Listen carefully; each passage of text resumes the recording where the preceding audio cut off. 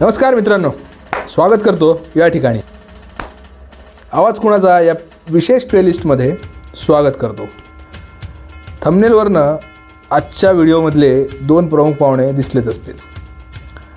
या प्रमुख पाहुण्यांना आपण काही उपमा द्यायच्या ठरवल्या तर एकदम ॲप्ट किंवा एकदम प्रॉपर ज्या उपमा यांच्यावर बसतील त्या म्हणजे गिरे तो भी टांग ऊपर ही झाली एक. आणि दुसरं म्हणजे की ते काय ते म्हणतात ना, कुत्र्याची शेपूट कितीही कुठेही त्या पाईपमध्ये टाका, कितीही वर्षांसाठी, पण ती वाकडीच.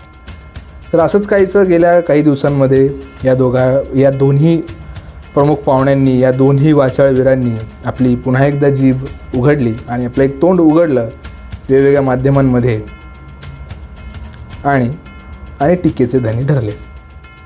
चला तर मग सुरू करूया. नमस्कार.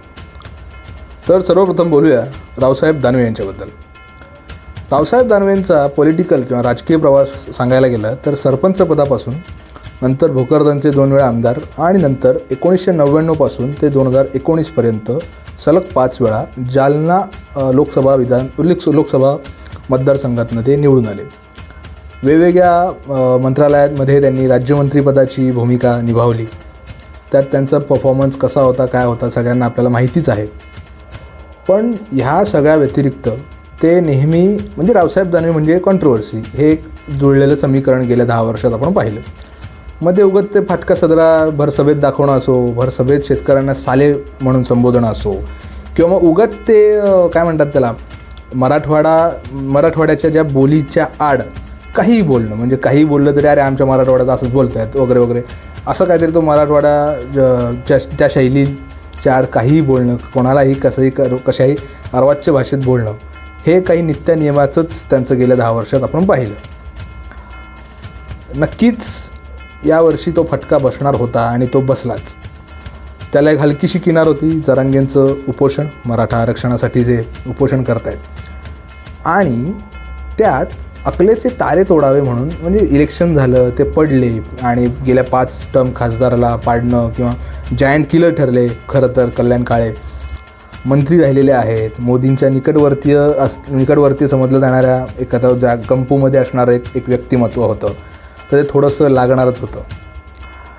तर झालं असं, गेल्या काही दिवसांपूर्वी ABP माझा चॅनलवर माझा कट्टा म्हणून एक शो आहे, त्याच्यावर ते आले आणि सिल्लोड मतदारसंघ जिथून सत्तार साहेब निवडून येतात, आता ते मुख्यमंत्री एकनाथ शिंदे यांच्या गोटात आहेत, तर सिल्लोडचे आमदार आणि खूप वर्षांपासून ते सुद्धा तिथून निवडून येत आहेत.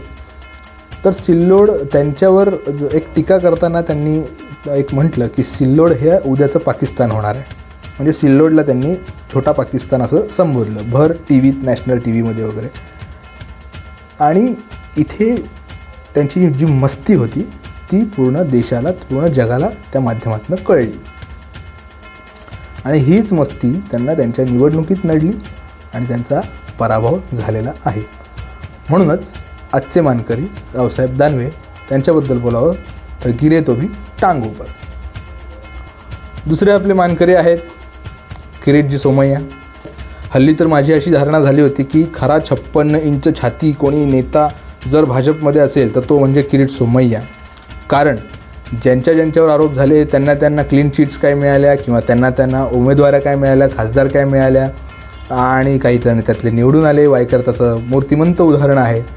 आणि या सगळ्यात पण ते बाहेर आले, त्यांनी इंटरव्ह्यूज दिले, आणि जे इंटरव्ह्यूज कधी मोदींनी दिले नव्हते किंवा प्रेस कॉन्फरन्स घेतल्या नव्हत्या, त्या पद्धतीने मध्यंतरी त्यांचं एक म्हणजे प्रायव्हेट ज्या काही गोष्टी आहेत, प्रायव्हसीचं हनन करत एका पत्रकाराने नालायकपणा केला. लोकशाही न्यूज चॅनलवर त्यांचं जे काही दाखवलं गेलं, सर्वस्वी जबाबदार कमलेश सुतार हेच पत्रकार आहेत, तो नालायकपणा त्यांच्यासोबत झाला. तरीही सुद्धा ते बाहेर आले, मीडियामध्ये बाईट्स दिल्या, मीडियामध्ये इंटरव्ह्यूज दिले, आणि खरे 56 इंच छाती ठरतायत की काय असं एक सगळं मला वाटू लागलं. पण शेवटी ते ठरले किरीट सोमय्या. आणि त्यांनीसुद्धा काही दिवसांपूर्वी एक नवीन टर्म कॉईन केली, ते म्हणजे वोट जिहाद. आणि ज्यांच्या विरोधात ते बोलत होते ते म्हणजे मुस्लिम बहुल मतदारसंघ किंवा मुस्लिम बहुल भागातनं जे काही मतदान शिवसेना उद्धव ठाकरे गटाच्या उमेदवारांना झालं आहे, त्याबद्दल त्यांनी सांगताना सांगितलं की अपोनंट उमेदवार जे होते आणि पर्टिक्युलरली ते शिंदेंच्या शिवसेनेचे आणि मिहीर कोटीच्या एक ईशान्य मुंबईतला मतदारसंघाबद्दल त्यांनीसुद्धा सांगितलं. आणि तिथे त्यांचं असं म्हणणं आहे की बांगलादेशी लोकांनी भरपूर मतदान उद्धव ठाकरेंना दिलं आणि वोट जिहाद नावाचा एक प्रकार, एक नवीन टर्म माननीय किरीट सोमय्या यांनी कॉइन केली. आणि परत एकदा त्यांनी त्यांचा जी काही वृत्ती आहे, जी काही त्यांची एक मुंबईला महाराष्ट्रापासून तोडणं, जे काही गुजरात्यांचं स्वप्न आहे, ती वृत्ती त्यांच्या बोलण्यात दिसली. आणि एक त्यांचा जो काही हिंदुत्व आणि कडवं हिंदुत्व जे आहे, ती एक घाणेरडी वृत्ती त्यांच्यात ती सगळी दिसून आली. आणि म्हणूनच ते चर्चेत आहेतच. आणि परत एकदा त्यांची मस्ती जिरलेली नाही आहे की काय, असंच म्हणावं लागेल. यात एक गोष्ट इथे एक जाणवते की सुधा मूर्ती असतील आणि किरीट सोमय्या असतील, या लोकांना कोणीही ओळखलं नसतं. पण करणार काय? जेव्हा मोठे होत होतो, टेलिव्हिजन मीडिया थोडा जोमात होता, तेव्हा निखिल वागळे यांच्या ग्रेट भेट घेत होते आणि जनसामान्यांपर्यंत यांना पोचवत होते. सो मला वाटतं की त्यांचं ते एक शल्य त्यांच्या मनात नेहमी असेलच निखिलजींच्या. सो आजच्या व्हिडिओमध्ये इथेच थांबूया. लाईक करा, कॉमेंट करा, शेअर करायला विसरू नका. व्यक्त व्हा, बोलत राहा. धन्यवाद. सबस्क्राईब करा या ठिकाणी.